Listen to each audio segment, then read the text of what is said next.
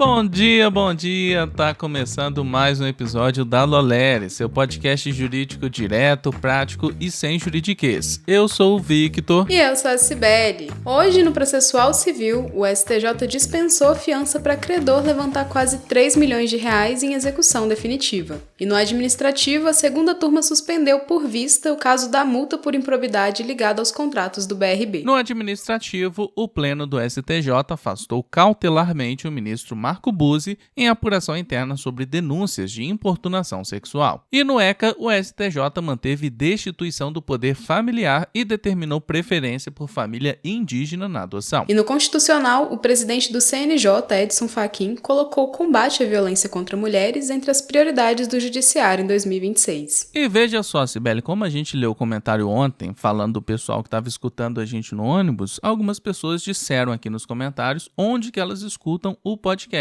A Ana falou que escuta a gente enquanto lava a louça e no intervalo da faculdade. O Diogo falou que escuta na maioria das vezes quando está se arrumando para ir para o escritório. E a Gisele falou que estava finalizando o cabelo enquanto estava terminando de escutar o episódio. E você, Cibele, em que momento você escuta o podcast da Lolere? Muito legal ver como que o pessoal coloca o podcast na rotina, né? Eu, por exemplo, escuto quando estou na academia. Bom, e por aqui eu gosto de escutar o podcast enquanto eu estou fazendo um cafezinho pela manhã, porque não tem nada melhor do que podcast com café. Porque, como vocês sabem, por aqui a gente pega o café, coloca o fone e busca ficar sempre por dentro das principais notícias jurídicas que movimentam o Brasil e o mundo.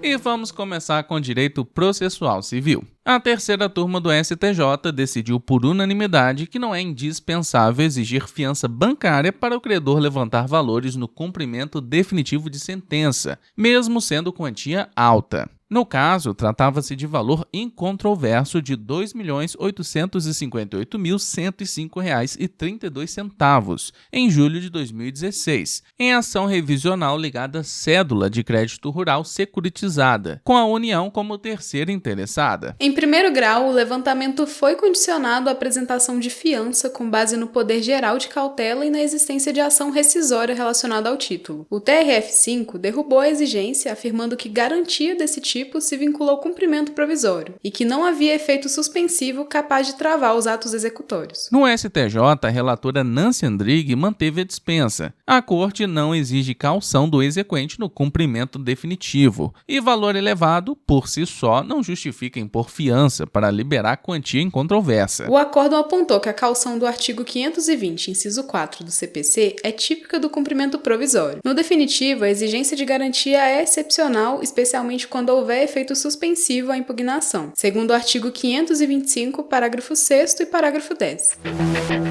E temos uma grande novidade para vocês que acompanham a Lolere. Estão abertas as inscrições para o primeiro concurso nacional de oratória jurídica da Lolere. É um desafio para estudante de direito treinar argumento, clareza e presença. Habilidades que, como sabemos, fazem a diferença na faculdade, no estágio, na OAB e na vida profissional. O concurso é 100% online, 100% gratuito e vai distribuir mais de R$ 3 mil em prêmios. Pode participar estudante de graduação em Direito de qualquer período e de qualquer faculdade do Brasil. As etapas acontecem online e a fase final vai ser ao vivo, com transmissão, reunindo os finalistas numa disputa de oratória em tempo real. As inscrições ficam abertas de 11 a 24 de fevereiro até às 23h59. E se você quiser colocar a sua voz para jogo, esse é o momento. O link para você se inscrever tá aqui na descrição.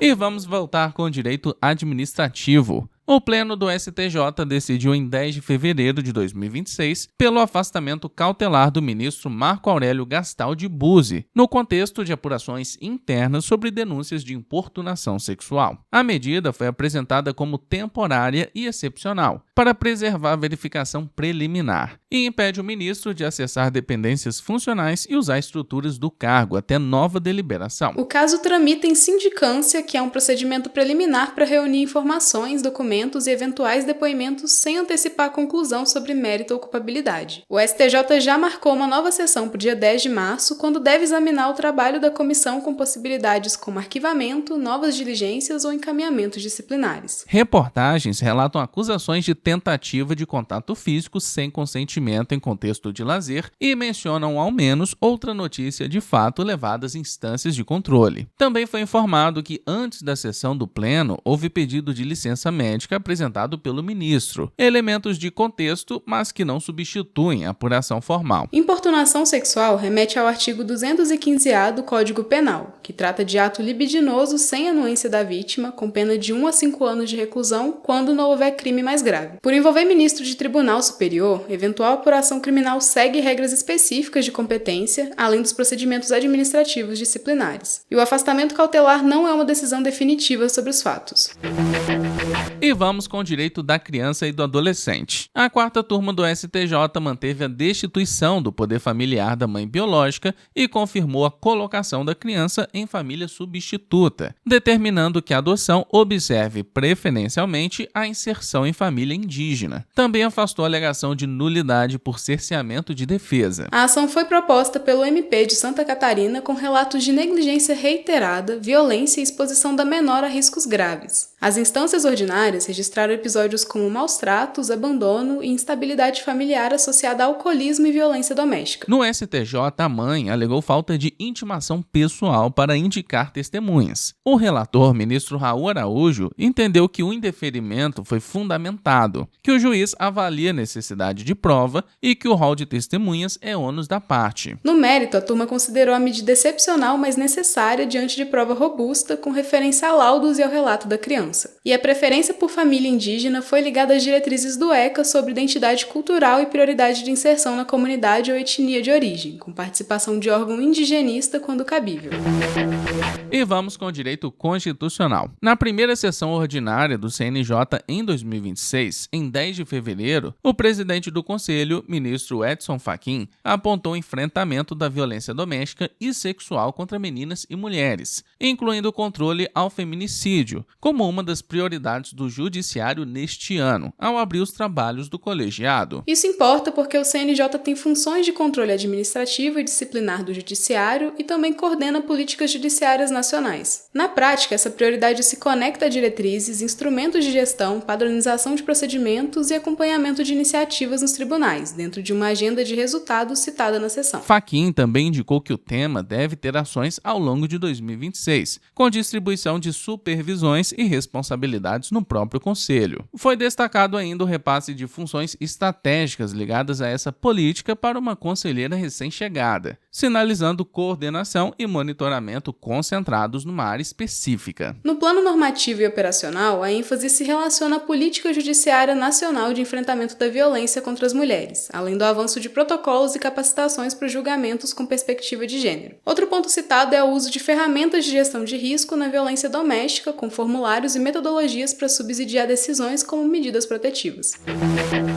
E no direito administrativo, a 2ª turma do STJ começou a julgar recurso de uma empresa de tecnologia contra a condenação por improbidade ligada à suposta dispensa indevida de licitação e a contratos de fachada envolvendo o BRB. Após sustentações orais em 10 de fevereiro, o relator Afrânio Vilela pediu vista e o julgamento foi suspenso. O caso é associado à Operação Aquarela de 2007, que apurou suspeitas de organização criminosa na cúpula do BRB. A narrativa acusatória fala em uso de uma associação sem fins lucrativos e uma empresa privada para viabilizar contratações diretas com repasses a terceiros e possível desvio ou lavagem. Nas instâncias anteriores foi mantida multa civil de 2,5 milhões de reais. A defesa disse que a relação contratual com o banco seria antiga e que o juízo de primeiro grau teria reconhecido a legalidade da dispensa, mas aplicou sanção por fatos distintos, citando distribuição irregular de cartões corporativos. Também apontou falta de contemporaneidade e questionou prova emprestada da ação penal por possível prejuízo ao contraditório. O MP sustentou que não houve extrapolação com enquadramentos indicados nos artigos 9º, 10 e 11 da Lei de Improbidade e que a prova emprestada foi submetida ao contraditório. Com a vista, a turma retoma depois para decidir se mantém ou ajusta a condenação e a multa.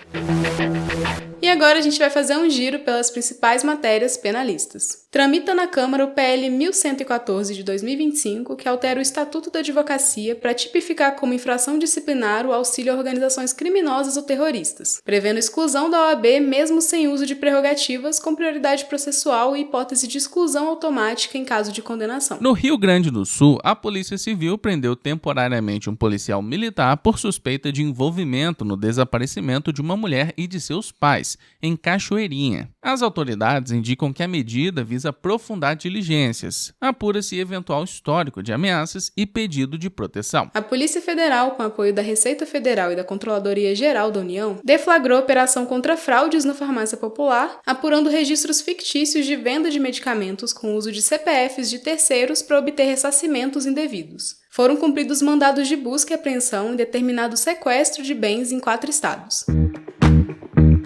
Então é isso, a gente vai chegando ao fim de mais uma edição. Muito obrigada por ter ficado com a gente até aqui. E como sempre, eu quero agradecer a todo mundo que comentou na edição passada e bateu ponto aqui com a gente. A Ana, Rômulo, Reinaldo, Bela, Shirley Gomes, Jean, Felipe Calou, Caroline, Diogo Lemos e Gisele. Muito obrigado a todos que comentaram. Não esquece de seguir a gente no seu agregador de podcast favorito, ativar as notificações e também avaliar com 5 estrelas. E não se esqueçam também de conferir a nossa newsletter jurídica, ela é gratuita e todo dia você recebe no seu e-mail as principais notícias jurídicas. O link tá aqui na descrição. Compartilha também esse episódio lá nos seus stories e marca a gente no @law.lery, que estamos sempre compartilhando por lá. Então é isso, se cuida, bom estudo e bom trabalho por aí.